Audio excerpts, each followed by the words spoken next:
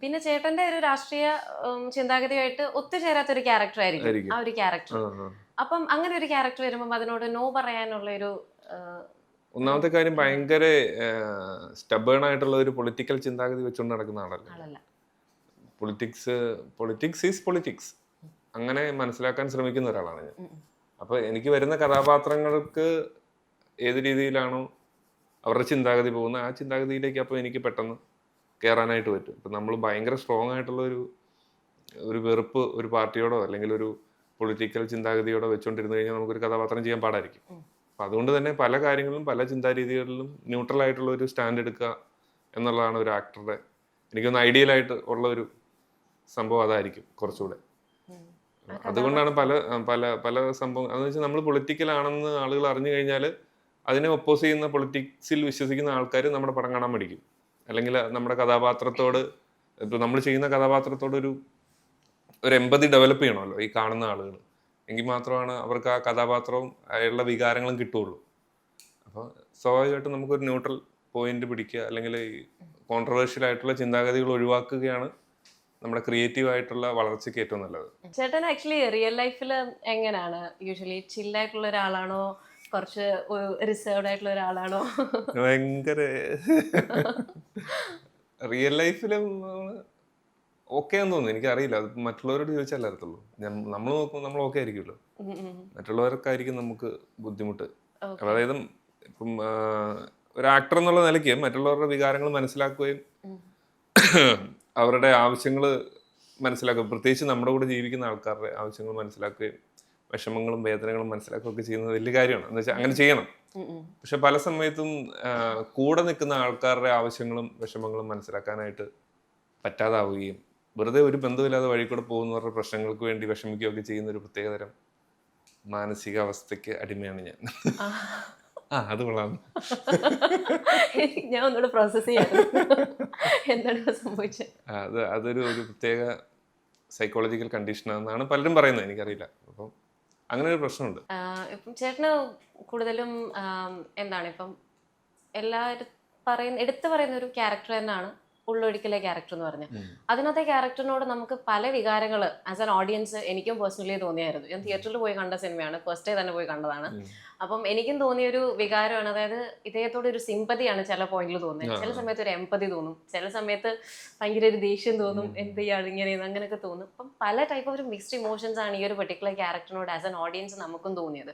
അപ്പൊ അത് പോർട്രേ ചെയ്യാൻ അല്ലെങ്കിൽ അത് പ്ലേ ചെയ്യാൻ ഭയങ്കര ബുദ്ധിമുട്ടാണ്. എസ്പെഷ്യലി ഒരുപാട് സിനിമയിൽ നമ്മൾ എന്താ പറയാ മരിച്ച ആൾക്കാരെ കണ്ടിട്ടുണ്ട്, പക്ഷെ കുറച്ചൊരു ഡിഫറെന്റ് ആയിരുന്നു ഈ ഒരു സിനിമയില് നമ്മളത് കണ്ടപ്പോ. എന്നുവെച്ചാൽ ഒന്നാമത് ആ ഒരു സെറ്റിങ്ങും കാര്യങ്ങളൊക്കെ കംപ്ലീറ്റ്ലി ഡിഫറെന്റ് ആയിരുന്നു. ആ ഒരു സിനിമയുടെ മൂഡായിരിക്കും ചിലപ്പോൾ അതിനെ കുറച്ചും കൂടെ ഹെൽപ്പ് ചെയ്തതെന്ന് എനിക്ക് തോന്നുന്നു. അപ്പം അതിനകത്ത് എന്താണ് ബേസിക്കലി എന്തെങ്കിലും ഒരു റെഫറൻസോ എന്തെങ്കിലും അങ്ങനെ ചെയ്തിട്ടുണ്ടായിരുന്നോ ആ ഒരു മൂവി അഭിനയിക്കാൻ നേരത്ത്? ഇല്ല, അങ്ങനെ റെഫറൻസ് പ്രത്യേകിച്ചൊന്നും എടുത്തില്ല. സ്ക്രിപ്റ്റിനകത്ത് സീൻസ് ഉണ്ട്. അപ്പൊ നമ്മൾ ആ മൊമെന്റ് അഭിനയിക്കുക എന്നുള്ളതാണ്. അഭിനയിച്ചു കഴിഞ്ഞപ്പം വർക്കായതാണ് അത്. അല്ലാതെ പ്രത്യേകിച്ച് ഭയങ്കര റെഫറൻസ് ഒന്നും എടുത്തില്ല. ആ ടൈമിൽ അവിടുത്തെ ആരെങ്കിലും ഒക്കെ ഉണ്ടെങ്കിൽ നമ്മൾ ചോദിക്കും, എന്നിട്ട് അതിൻ്റെ ഒരു സംഭവം.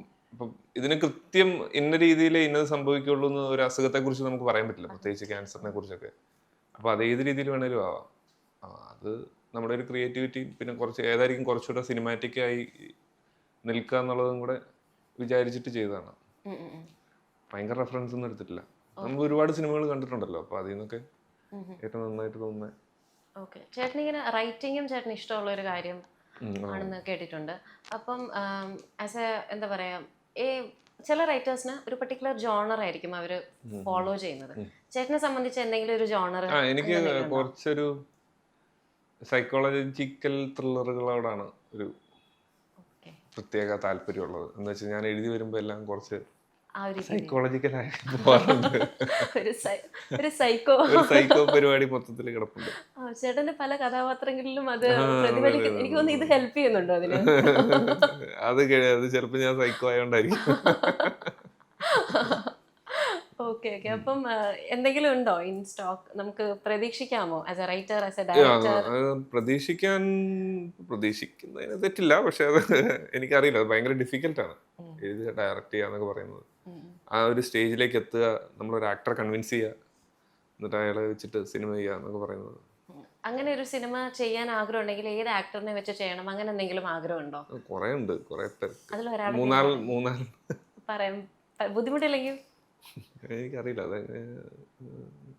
സൈക്കോളജിക്കൽ ത്രില്ലർ ആവുമ്പം എനിക്ക് തോന്നുന്നു ചേട്ടന് സാമ്യമുള്ള നമ്മളുടെ ഫഹദ് ഫാസിലായിരിക്കുമോ?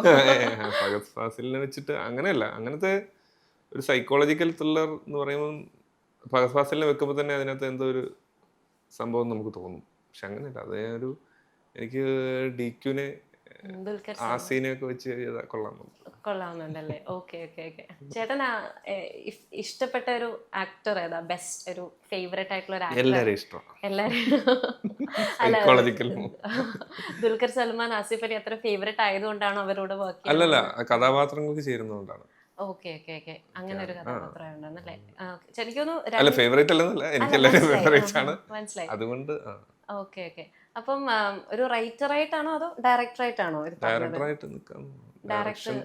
Okay okay. ഇപ്പം ഇതൊക്കെ സത്യം പറഞ്ഞ ഫിലിം സ്കൂളിൽ പഠിക്കുന്ന സമയത്ത് അന്ന് ഒരു ആക്ടർ ആവണമെന്നായിരുന്നു ചേട്ടന്റെ ഒരു ആഗ്രഹം എന്ന് പറഞ്ഞതോ ഈ ടെക്നീഷ്യൻ ആയിട്ട്, അതായത് ആക്ടർ ആവണമെന്ന് തന്നെയാണ്, ആക്ടർ ആവുക എന്നുള്ളത് തന്നെയായിരുന്നു ആഗ്രഹം. അന്നും അത് തന്നെയായിരുന്നു ആഗ്രഹം ബേസിക്കലി.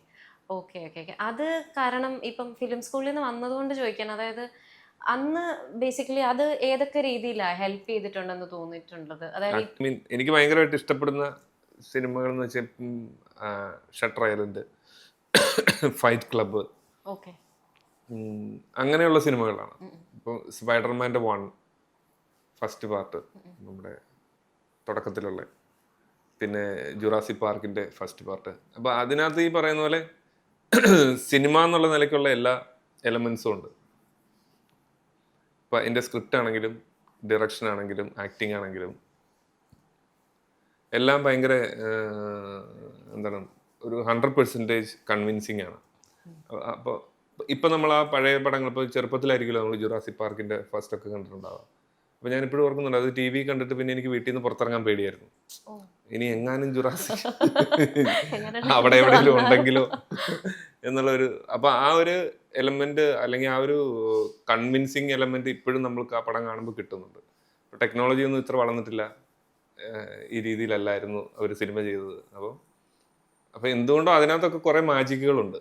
അപ്പോൾ ആ സിനിമകളാണ് ഞാൻ ജനറലി ഇഷ്ടപ്പെടുന്നത്. അതാണ് നമ്മള്.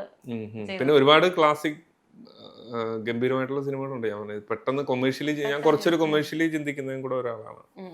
ഭയങ്കര